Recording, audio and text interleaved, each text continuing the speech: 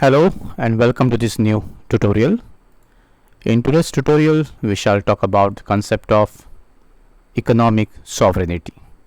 आप सबका स्वागत है इस नई ट्यूटोरियल में और आज के इस ट्यूटोरियल में हम लोग समझेंगे the concept of economic sovereignty. Well, let's begin.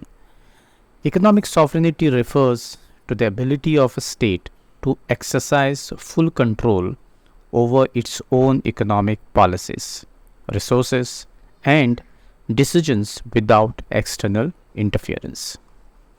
The absolute authority which the state exercises over economic life conducted within its borders, involving independent control of fiscal and monetary policies and control over trade and capital flows. So when we talk about the concept of economic sovereignty, we are basically talking about that special ability which every state has, and that ability of the state is to exercise the total, absolute, full control over its own economic policies. Not just economic policies, but also resources and decisions without any external interferences. So we have sovereign states all around the world, not just political sovereignty but also economic sovereignty, where state do not want foreigners or external interferences in their economic policies. And it is very obvious that every sovereign state has their own right, has their own full control over whatever economic policies they wish to have for their own people, for their state, or for their provinces. And when we talk about economic policies and the economic sovereignty put together, what makes it important is the resources which state control. Because finally, when we talk about economic sovereignty, it is all about maximizing the resources of the state without any external interferences. And therefore, the absolute authority of the state is basically in exercising over the economic life conducted within the borders. So every state's economic policy is effective within its state border, within its sovereign border. And in many ways, in fact, whatever the economic policies are, they cannot overlap into someone else's territory. And therefore, the economic sovereignty of the state gives absolute authority for the state to exercise the power over all the economic assets, all the economic activities whichever state is conducting within its borders. And when they do this, it basically involves independent control of the fiscal and monetary policies. The state always have their fiscal policies, state has their own monetary policies, right, which eventually influence the market in a big way, and eventually they control over the trade and capital flow. So the economic sovereignty is basically a concept where the state has the absolute power to control and exercise full control over all the economic policies, all the resources of the state, whatever decisions they want to make it for the growth of the economy without any external interferences. And therefore, this absolute power of the state enables state to exercise all the absolute authority over its economic conduct through basically its independent control over the fiscal and monetary policies and control over the trade and capital flow without external interferences in the economic affairs. जब हम economic sovereignty की बात करते हैं तो ये एक ability है स्टेट की कि स्टेट को पूरा अधिकार है, स्टेट को पूरा पावर है to control over its own economic policies. State की जो इकोनॉमिक पॉलिसीज है उसको कंट्रोल करने का अधिकार या फिर पावर एक स्टेट को रहता है. और जब ये स्टेट पूरे अपने इकोनॉमी को, पॉलिसीज़ को, रिसोर्सेज को कंट्रोल करते हैं अपने फ़ायदे के लिए या फिर अपने बेनिफिट्स के लिए या फिर अपने लोगों के बेनिफिट्स के लिए, तो उसको हम एक इकोनॉमिक सॉवरेनिटी बोलते हैं। और इसमें एक चीज़ बहुत इम्पॉर्टेंट है कि यहाँ पर कोई भी एक्सटर्नल इंटरफेरेंस नहीं रहेगा। सो जब कोई स्टेट अपनी इकोनॉमी को बढ़ाने के लिए सर्टन डिसीजंस लेती है, अपने रिसोर्सेज को एक्सप्लॉइट करते हैं, तो उसमें कोई भी एक्सटर्नल इंटरफेरेंस नहीं रहता है, तब वो स्टेट अपना इकोनॉमिक सॉवरेनिटी को कंट्रोल करते हैं या फिर अपने इकोनॉमिक सॉवरेनिटी को प्रोटेक्ट करते हैं।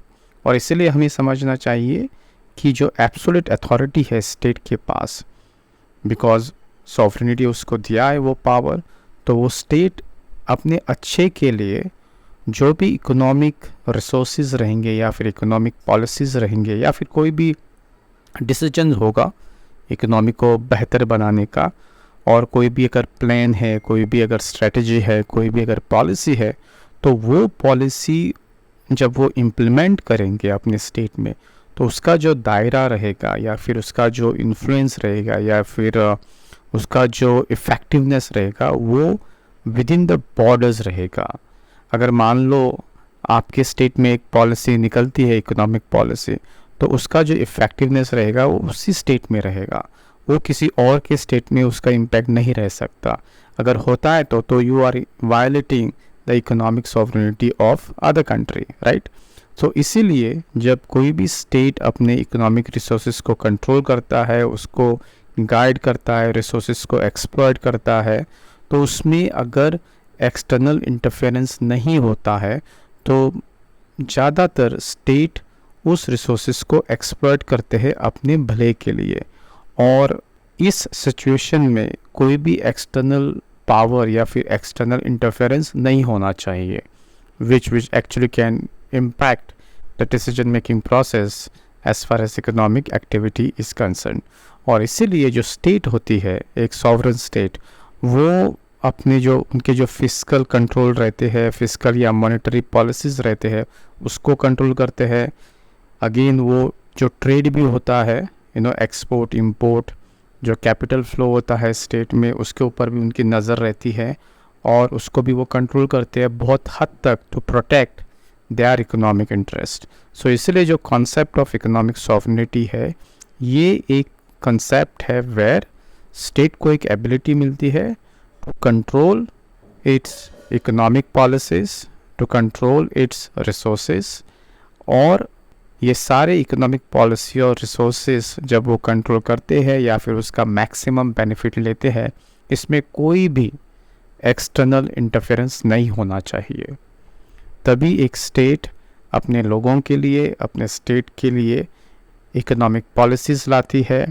जो भी उसके रिसोर्सेज है उसके स्टेट में, उसका पूरा अधिकार है, उसका पूरा कंट्रोल है उसके ऊपर to exploit in whichever way which end of the day benefits the state, right? So economic sovereignty therefore is an ability of a state to exercise full control over its own resources, economic policies and decisions without any external interference. So this is all about a small concept of economic sovereignty. Now let's go quickly and talk about the important key features of economic sovereignty, and these features will help us further to understand how the economic sovereignty actually functions, or what exactly is economic sovereignty. So point number one, control over economic policies. So as we already discussed in detail in the concept what exactly the economic policies are and why state need to control economic policies, economic sovereignty basically involves the capacity of the state to formulate and implement its own economic policies, including taxation, spending, monetary policies, and regulation of industries. So, why control of economic policies is very important? Because in economic sovereignty, it is a state which has the power to control its own economic policy. It is a state which has the capacity to formulate and implement any economic policy of its own, right? No external power can interfere in your economic policy because you know what you need. You know how to improve the lives of the people. You know how to create more jobs. You know how to boost the production, right? Maybe even supply chains for that matter. So therefore, economic policies are very important. And if your economy is not controlled by you, then you cannot take these decisions. If your economy is influenced by somebody else, then you will be handicapped. You will not be able to influence your economy. And therefore, for any economic sovereign state or any in short sovereign state, they must be in a position to control their economic policy. And therefore, you can bring on fantastic policies, which also includes taxation, which also include how you're going to spend that money end of the day. What will be your monetary policies to attract more investment, and how are you going to regulate the industries, which are again very, very important stakeholders in economic assets of the state. So therefore, the first point in short talks about that if you want to understand economic sovereignty, then the first point is a state must control all the economic policies for their own welfare. First जो point है वो basically control over economic policies कहता है.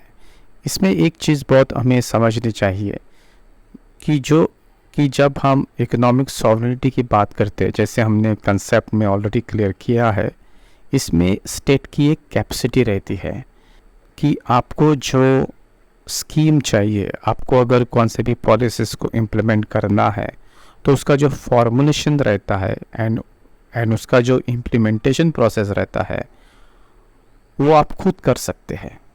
कोई भी third party या फिर कोई भी एक्सटर्नल फोर्सेस आपकी इकोनॉमिक को डायरेक्टली इन्फ्लुएंस नहीं कर सकती. अगर आप स्ट्रांग हो, अगर आप सॉवरेन हो, मान लो अगर आपकी इकोनॉमी कोई और कंट्रोल कर रहा है, आपकी इकोनॉमी में एक थर्ड पार्टी है या फिर एक एक्सटर्नल पावर है, वो बहुत दखल देता है, तो उस सिचुएशन में आप कोई भी पॉलिसी अपने इकोनॉमिक बेनिफिट्स के लिए नहीं ला सकते हैं.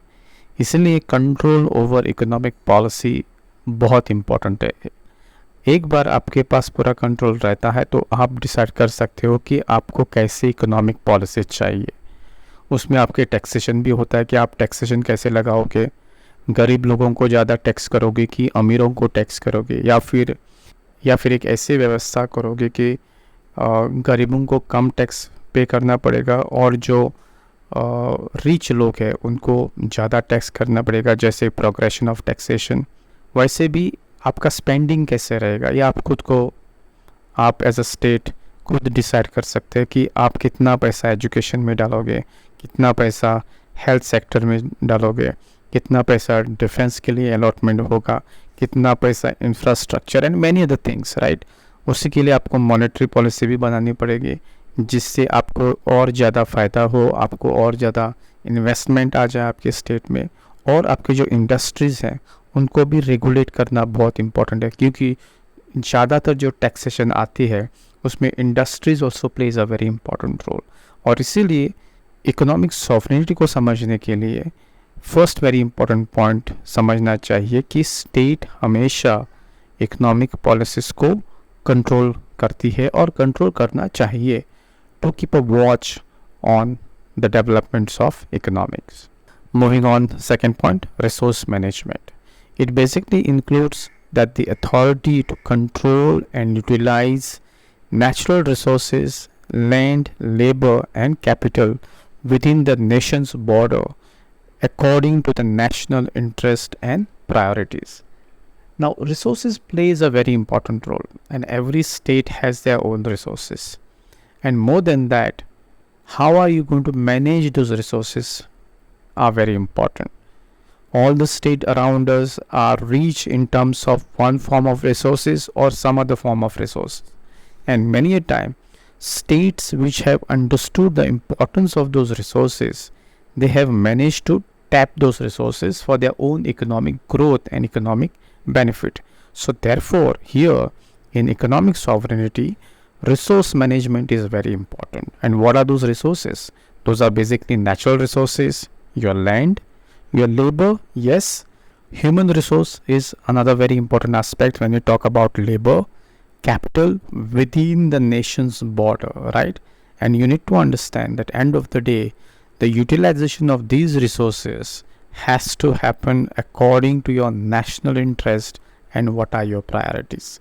If your priorities is to grow, then that growth has to be holistic growth. Everyone has to be part and parcel of that growth. It has to be inclusive growth, and that is where your labor comes into the picture. That is where your capital comes into the picture, and more than that, obviously, the natural resources which nature has given to you, right? Therefore, the utilization of these resources has to be done properly, and therefore, without wasting the resources, the management of these resources are very important, so that end of the day you gets all the benefits. दूसरा जो very important point है वो resource management के बारे में बताता है. हर एक स्टेट जो भी है हमारे आसपास इस दुनिया में, उसको कहीं ना किसी तरह का रिसोर्सेस है उसके पास. वो एक नेचुरल रिसोर्स भी हो सकता है, वो एक लैंड भी हो सकती है, उसके खुद का ह्यूमन रिसोर्स लेबरर्स भी है, एज वेल एज कैपिटल भी है. और इसीलिए इस रिसोर्सेज को अच्छी तरीके से मैनेज करना बहुत इम्पॉर्टेंट है. कोई भी resource without wasting it unnecessarily अगर आप उसको कंट्रोल करोगे, अगर आप उसको मैनेज करोगे, तो इसका जो फ़ायदा है वो आपके देश के लिए ही होगा अंत में.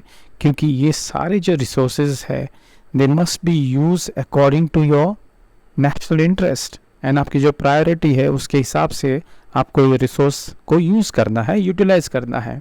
और अगर कोई भी स्टेट इस रिसोर्सेज को अच्छी तरीके से अगर रिसोर्सेज को यूटिलाइज करती है, तो it's definitely a fantastic thing for a state और ज़्यादा ग्रो करेगी, स्टेट और ज़्यादा पैसा कमाएगी, और इसका जो फ़ायदा रहेगा वो लोगों के लिए रहेगा. और इसीलिए resource management is another very important key feature of understanding economic sovereignty. Next is trade and investment. Well, a sovereign state manages its trade policies, including tariffs, trade agreements, and regulations on foreign investment. This also involves protecting domestic industries and negotiating international trade that align with national interest. Third very important feature is trade and investment. As we all know, in globalized world, without trade and without investment, it's very difficult for any sovereign state to have some space in the international market, and therefore every sovereign state must therefore manage their trade policies. And when we talk about trade policies, it basically includes tariffs. How are you going to lay down the tariff rules and regulations, right? How are you going to have a trade agreement, or with whom you are going to have a trade agreement? And end of the day, what are the important regulations which will guide or which will keep a watch on the foreign investment? These are very important when it comes to the trade policies. Trade policies does not mean that you will just going to have export and import relationship with somebody. No, it is not just about export and import. It is in fact more than that. For instance, if you are manufacturing cell phones in your state and you know what are the demands of the people as far as the cell phones are concerned, and if you are not in a position to meet those demands, that means you need to have partner somewhere in some state from where extra cell phones can be imported.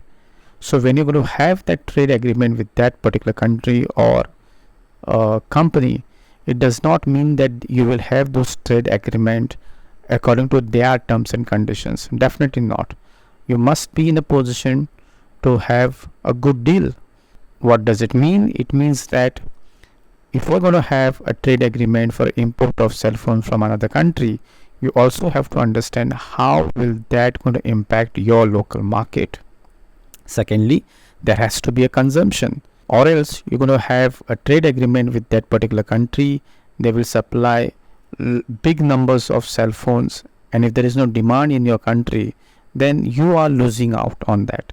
Secondly, if that company is going to export those cell phones in your state, you need to also include some tariff, because end of the day you as a state also must earn some revenue, right? So all this comes into the picture when we talk about how state is going to manage the trade policies. It is not just about cell phone. Any import and export business which has been done between states or among the state, there is always this tariff. It has to be done according to the trade agreement. That means both the party should be agreed to the terms and condition of the business, right?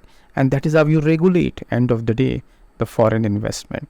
Now all these must be kept in a mind as far as protecting the domestic industries is concerned. As I said, when you have already a player inventing and manufacturing and producing the cell phones in your own country, and now you are importing extra cell phones from another country, you also have to understand that how that will impact your domestic industry.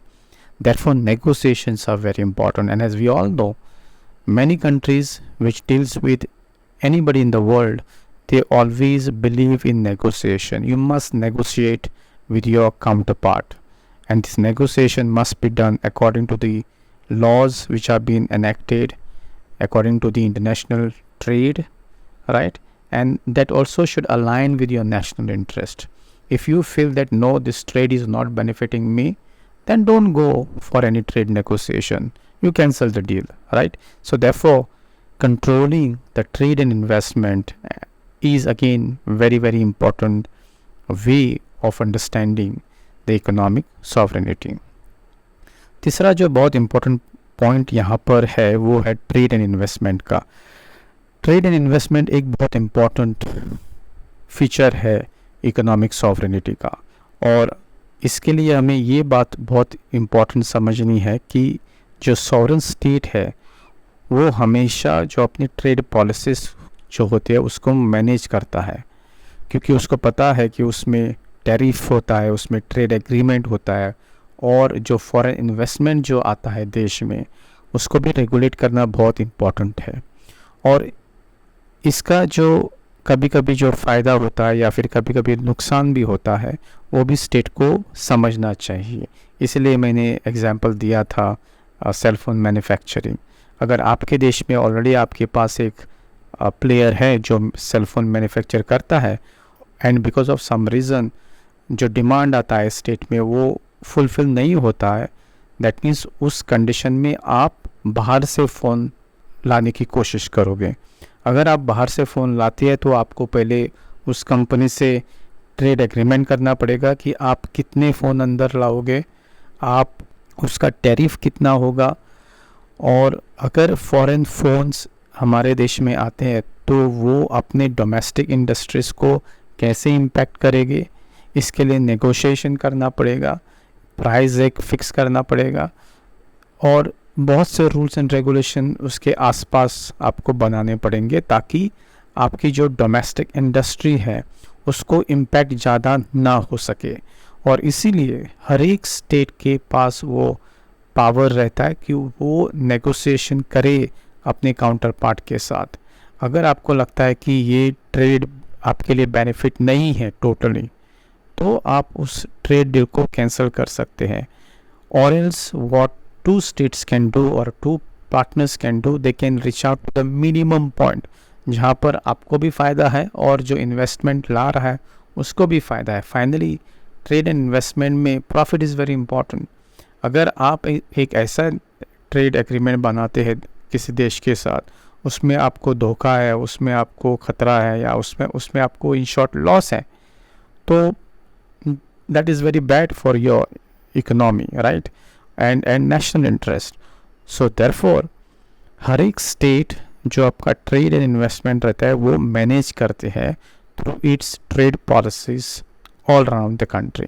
और ये तीसरा very important feature है economic sovereignty का. Fourth very important feature is currency control. Obviously economic sovereignty involves the ability to control the national currency, which basically includes its issuance, valuation and stability. This is crucial for managing inflation, interest rates and overall economic stability. Currency control is again end of the day is very very important. You as a country, you as an economic sovereignty country must therefore involve the ability to control your national currency. How are you going to control your national currency? How are you going to issue your national currency? How are you going to evaluate those currencies, and how are you going to balance the stability of your currency? As we all know, in the international market, for instance, the currency lose its value, right? Currencies sometimes get impacted because of high inflation, right? Because of high interest rate, right? And overall, end of the day, it is a challenge for your economic stability. So therefore, currency control is very important. The flow of a currency, the valuation of the currency, and the stability of the currencies are very, very important. These are the crucial things which state must do as a most important feature of your economic sovereignty. And if your currency loses valuation, the value end of the day in international market, then yes, it will impact in a big way for your market. As a result, inflation will be high, interest rate will be very high once again, and overall economic stability would be challenged by this factor. And therefore, currency control is a most important economic feature of economic sovereignty. चौथा जो point है economic sovereignty का, वो है currency control. Yes, currency control करना बहुत important है. आपका जो करेंसी है मार्केट में, वो आप किस तरीके से आप इशू करते हो, उसका वैल्यूएशन कितना है, और वाई आपको स्टेबिलिटी मेंटेन करनी पड़ती है, बहुत इम्पॉर्टेंट है बिजनेस में या फिर इकोनॉमिक एक्सचेंज में या फिर इकोनॉमिक एक्टिविटीज़ में. मान लो अगर आपका इकोनॉमी का जो वैल्यू है वो गिर जाता है, अगर वो गिर गया तो ऑब्वियसली उसकी वजह से इन्फ्लेशन बढ़ जाएगा, उसकी वजह से इंटरेस्ट रेट और बढ़ जाएगा, और जो इन्वेस्टर्स हैं, जो इन्वेस्टर्स आपके करेंसी में इन्वेस्ट करते हैं, वो अपना पैसा निकालने की कोशिश करोगे और अपना पैसा निकाल के भाग जाओगे, और इसकी वजह से आपका जो पूरा इकोनॉमिक का जो स्ट्रक्चर है, ढांचा है, वो ख़त्म हो जाएगा, वो गिर जाएगा. अगर वो गिर गया तो your country will go in recession, right. So इसीलिए करेंसी कंट्रोल, उसका वैल्यूएशन, उसकी stability, managing inflation, interest rate, ये सारी चीज़ें बहुत इम्पॉर्टेंट है टू मेंटेन इकोनॉमिक स्टेबिलिटी. और हमने देखा है आज के तारीख में कि economy, stable economy is very important for any sovereign state. अगर आपकी इकोनॉमी स्टेबल है तो वो स्टेट कुछ भी अचीव कर सकती है, और इसीलिए currency control is a very important key feature of economic sovereignty. And the last very important feature is economic independence. It basically implies a degree of independence from external economic pressures, such as those from the international financial institutions like IMF or World Bank, multinational corporations, and other states. Yeah, so every state must implies a degree of economic independence from any sort of external economic pressure. And many times we have seen, because we are a part and parcel of a globalized world today, that there are various international financial institutions such as like IMF, World Bank, multinational corporations, and sometimes even states are playing very important role in influencing your economic independence. And that is very obvious that at least in today's 21st century, you cannot live in isolation.